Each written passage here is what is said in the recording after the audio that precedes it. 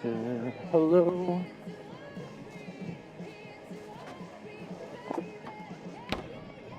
Hello.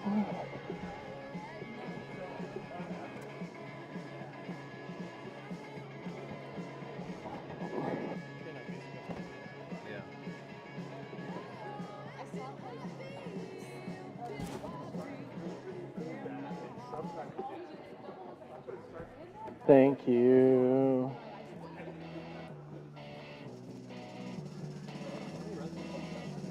This is my third. And wash my own dishes.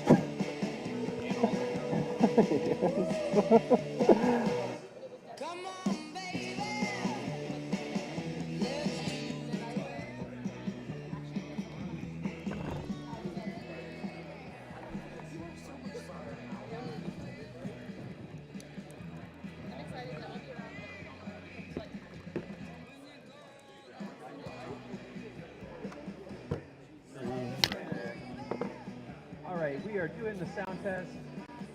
I've got the mic facing the crowd, which is probably where it will be. It won't be facing us.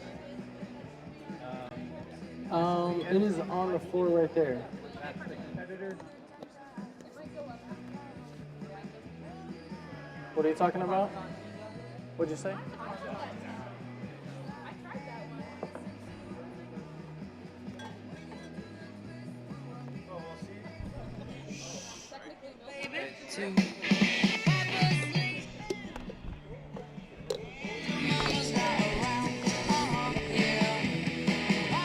Hopefully this is my third and last. This is freaking finals. This is for all the cheese. What did I do? Look at Isaiah dose that milk. It's great for the sound check. Check, check.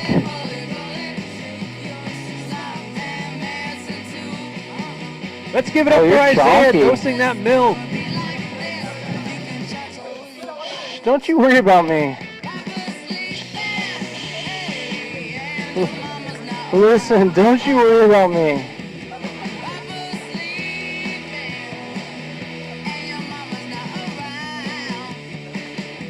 Just wait till all my tutorials come out. You'll be like, oh, that makes sense.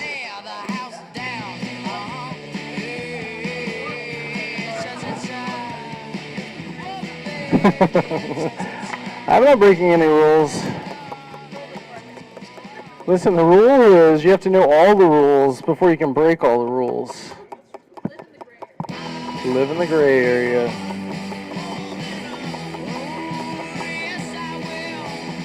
She's chonky. She's chonky. That's that good Midwestern milk.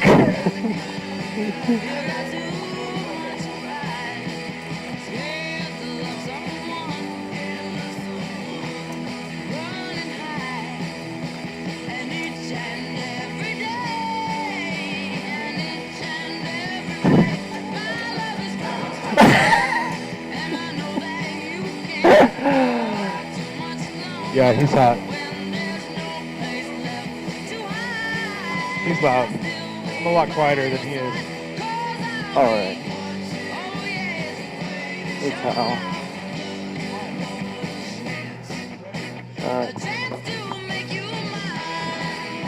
Will you just put this in the fridge for me? Yeah, it doesn't really matter where. Wait, 1 second. Kane, do you need milk? Kane. Do you need milk? Okay, we're good. No, I'll just put it in the fridge. Yeah, we'll be good. I just have to grab my frozen spheres. Yeah, no, I'm gonna go get my frozen spheres, the hyper chiller, and let's see what happens. Let's see what happens.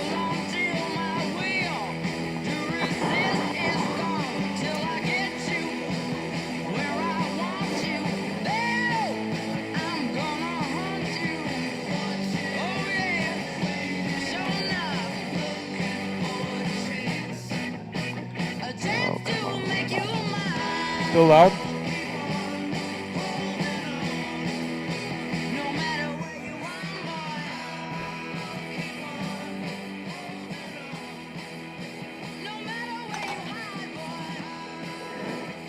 Yeah, you're gonna hear this in about 20 seconds. So the problem is they're gonna want this music really loud when they actually come out. So there's a pretty big difference. But as I'm talking, you'll notice that the barista is a lot louder than I am. Check.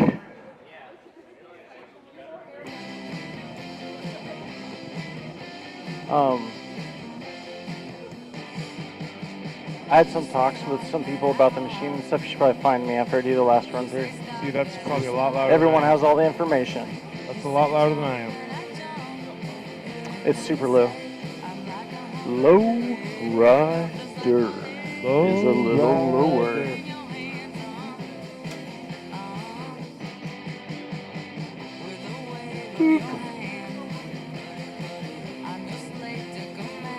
Hey.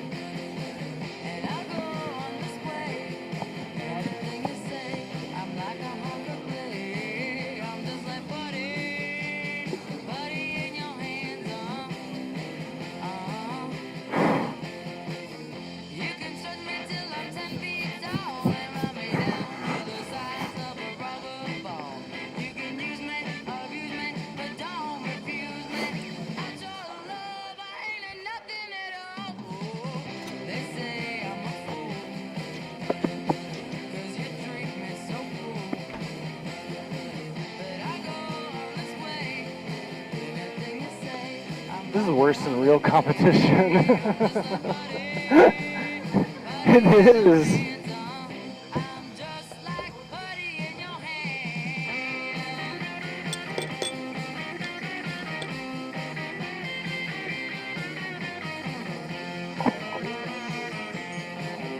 Hey Jay, do you want to put music?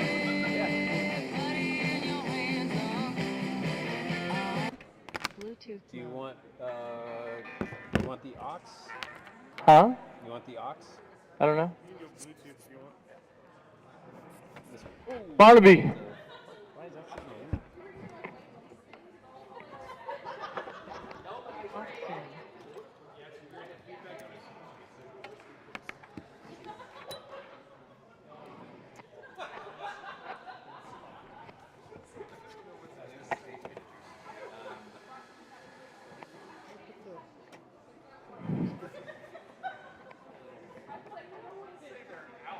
You guys ready on the music?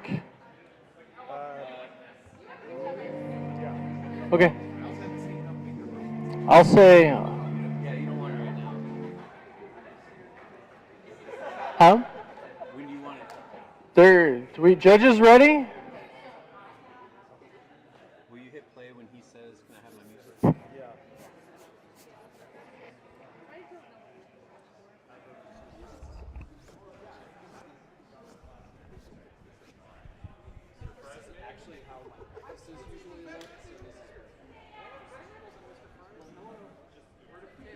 And next competitor, hailing from Archetype Coffee in Omaha, Nebraska, Isaiah Cheese. It's actually pronounced Cheese.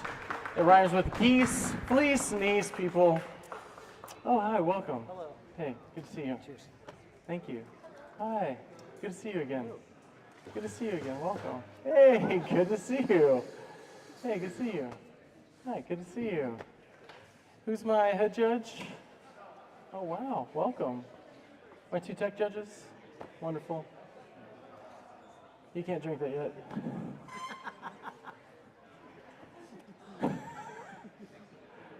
You guys all situated and comfortable? Can I get my music, please? The normal. Can you turn it up just a little bit? You ready? Time. Hi, welcome. Bob Ross believed in happy accidents, and so do I. But when it comes to producing extraordinary coffee, controlling every variable and understanding what each one contributes is key. Up until the last few years of scientific research and advancement, we'd attribute most flavors to happy accidents. But now, more than ever, we have the ability to pinpoint exactly where flavor comes from. So let's begin. The coffee I'm serving you today is a result of the happy accident of red and yellow Bourbon cross-pollinating. Lucy Fernanda Galindez produces exquisite pink bourbon on her farm, Finca Buena Vista, located at 1,800 meters above sea level in San Agustin, Colombia. Now, since pink is a recessive trait, Lucy has to work painstakingly hard to ensure that she's producing only pink bourbon. She processes all of her coffee as fully washed on her small wet mill. Now, if we were to cup this coffee blind today, it would cup like a beautiful washed geisha, loaded with great florality, stone fruit, and an elegant acidity. But when we were preparing for this competition 2 years ago, we wondered if there was any way to pull out even more flavor by processing it slightly differently. So we reached out to one of the best coffee processors that we know, Diego Bermudez of Finca El Paraiso. Now, after consulting both with Diego and Lucy, we all decided, let's give this thing a shot. Now, after much coordination with Lucy and her team, they picked the pink bourbon early in the morning at its peak brick count. Next, our importing partner and friend, Jose Hadir of Osido Coffee, drove that coffee 3 hours over the Andes Mountains to Diego's farm. Now, when you arrive at Diego's farm, it's almost like a scene cut straight out of Breaking Bad, loaded with bioreactors, microscopes, and lab coats.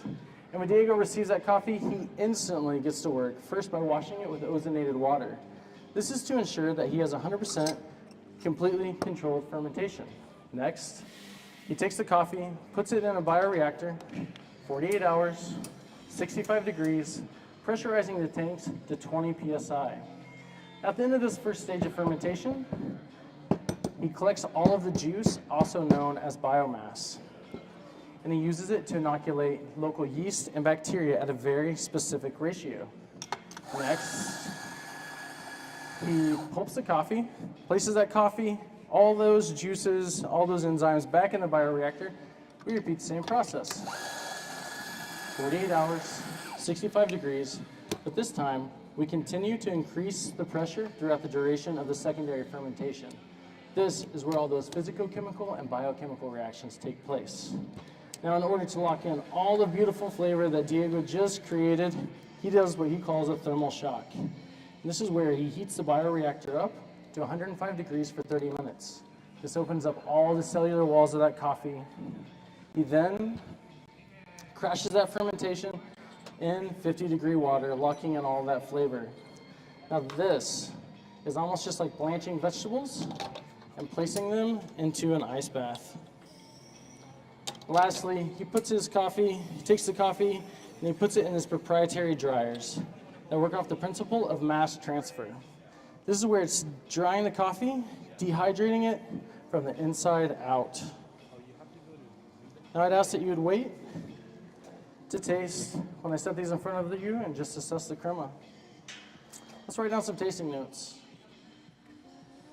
In the cup, you're going to get a muscat grape, a fresh spring honey.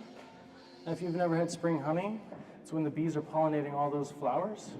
It's going to be nice and floral. You're going to get slight dark chocolate finish. For the tactile, it's medium in weight. You should use the restroom too. Soft, round, and pleasantly coating. Now, I extracted your espressos over these frozen spheres. Through a lot of research, we discovered that up to 40% of volatile aromatic compounds just evaporate and go away. But if you extract them over frozen spheres, it captures, locking in all the beautiful hard work of Diego, Lucy, and now me. Please enjoy. Use your normal stirring protocol. Let's hear it for Isaiah's Espressos!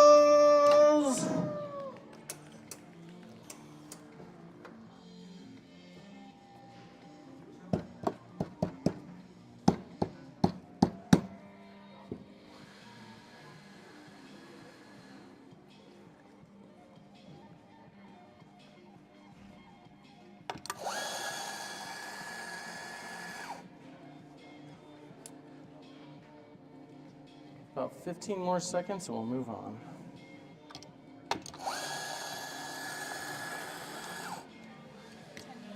Thank you.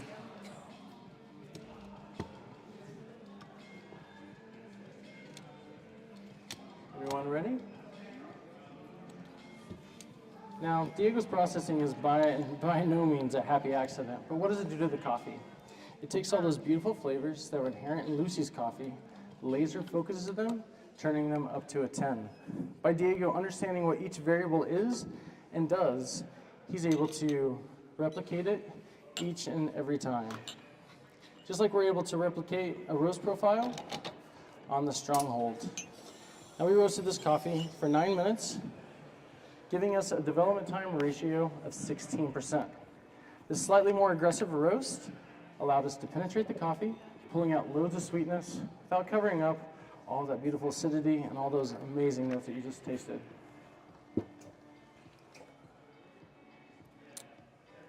Let's write down some tasting notes for your Milkies. On that first sip, you're gonna get the best caramello you've ever had in your life. Next, you're gonna get a toasted almond. And last, you're gonna get melted dark chocolate ice cream.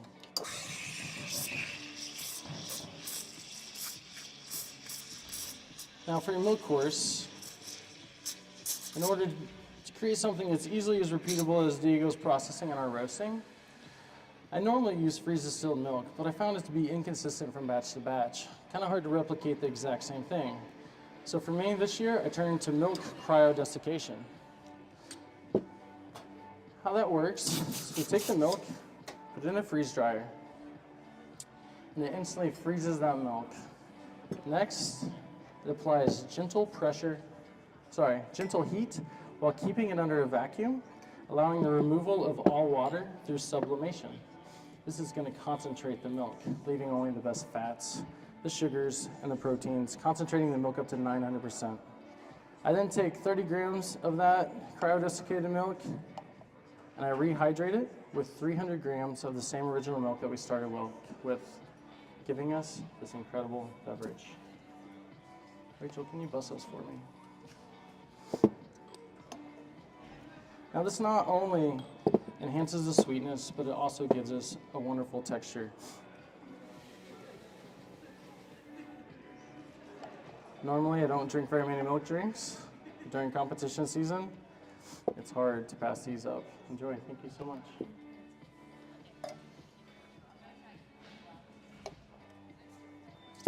Thank you too for both being patient. I promise I'll make it worth your time.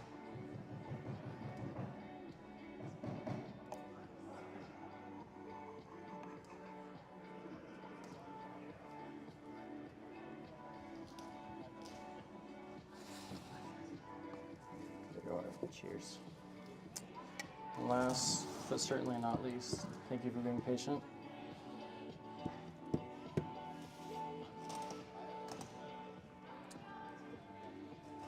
That caramello, toasted almond, that melted dark chocolate ice cream.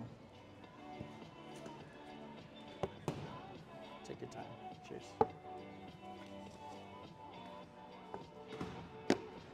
Let's hear it for Isaiah's Milkies.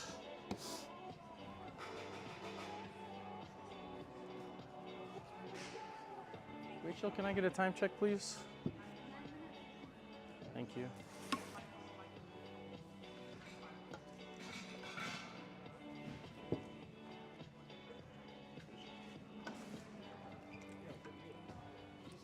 You're welcome. About 30 more seconds. Just write your notes down. We'll move on.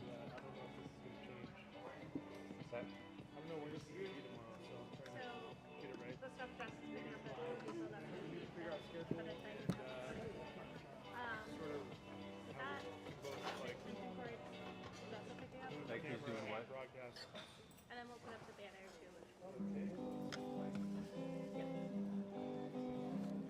Everyone ready? Oh, All I right. didn't better. So, Okay. for our signature beverage, I wanted to create something that was easily as repeatable as the processing. I wanted something that was going to be specifically transformation for Lucy's coffee. Since fruit is very inconsistent with its sweetness and its acids, I decided to use and turn to those acids and sugars that we find in fruits and use those as my ingredients to manipulate it. So we're starting with 80 grams of espresso that I've allowed to chill in the hyper chiller without dilution. Now this is going to allow me to control that. Now next, we have 20 grams of a fructose simple syrup. Now fructose is a sugar that you find in fruit. I find that this is going to give us a very clean sweetness without being cloying and gives it a lot of clarity. Now I made that by blending equal parts of fructose and water, just a 1-to-1 ratio. Now next, I've got a very secret ingredient. This is an oleosaccharin that I've been allowing to age together without any oxygen for 6 months. So I take all the peels of different types of citrus, put equal parts sugar, and just allow that sugar to extract all those beautiful oils. That is going to add some awesome, wonderful botanicals and give it a lot of depth. Now for some added texture, I've got some cryo-desiccated milk, 3 grams. Same milk powder that we use for our signature drink. And this is going to give it a lovely, fluffy, amazing texture. Now for that dilution, I have 170 grams of a Fever Tree tonic water that I've allowed to off-gas, removing all the CO2, so we're not adding carbonic acid. This is going to make sure that we don't have any off-tastes. And that's going to give us some nice botanicals. Now to further aerate it and lift this drink and elevate it, I'm blending it.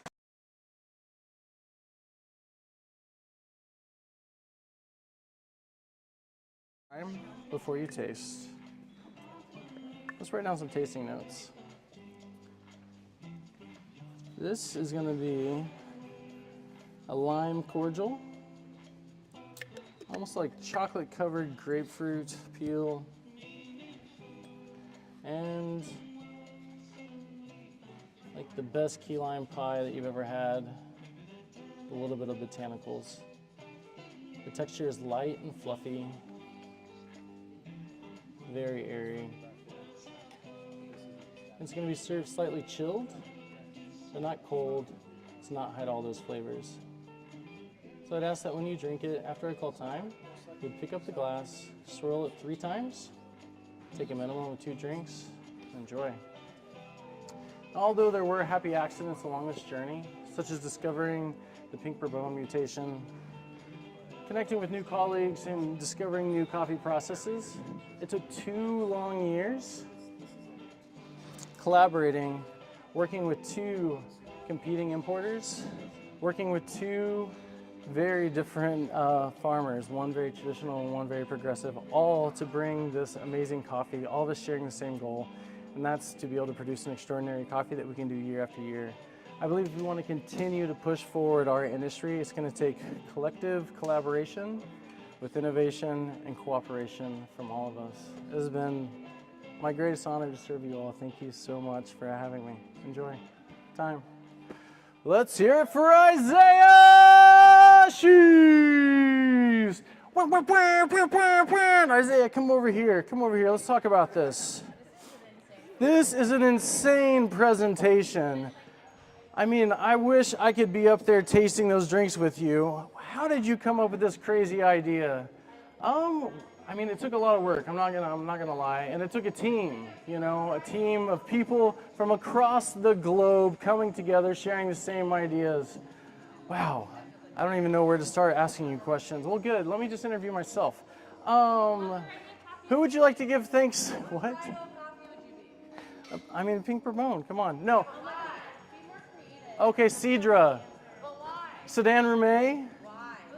Sedan Rumé is a sleeper. People sleep on that one. I think they're fun. Whoosh Whoosh is another one. That's another. Just because it's fun to say whoosh. Yeah, I mean seriously, it's the most. But why?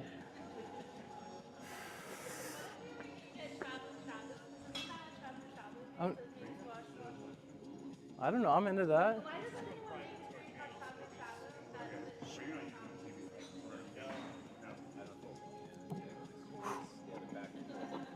I definitely.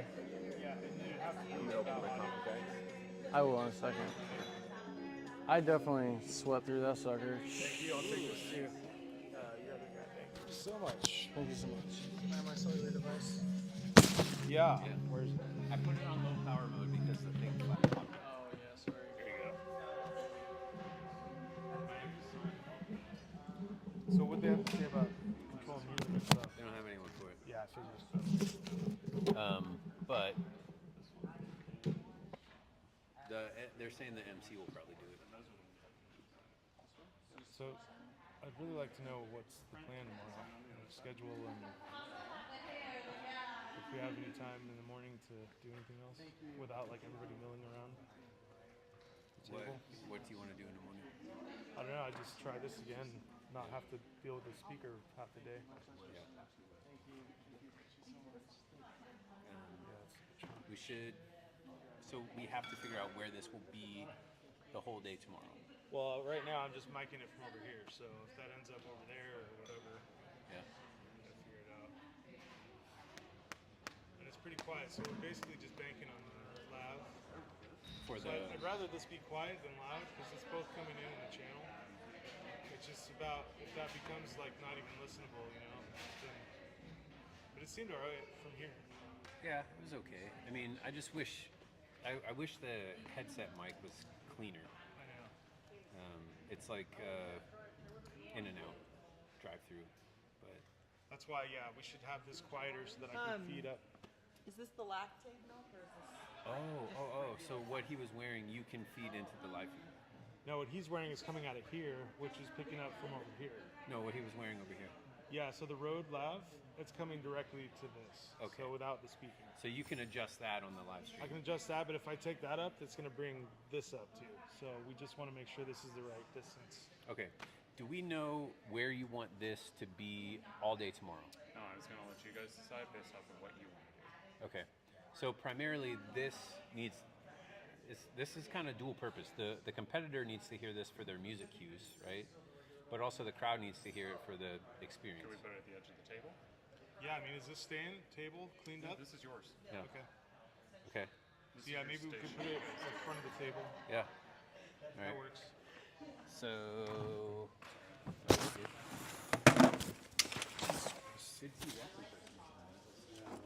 Was it a battery? Fuck me. What happened? I dropped the batteries. I got it. Battery dropper. Okay. There you go. Getting there. Yeah, I prefer your morning hours before like everybody's just like. Excuse me. Yeah. Hey, question about what was I gonna ask about? Sorry. Schedule? Yes.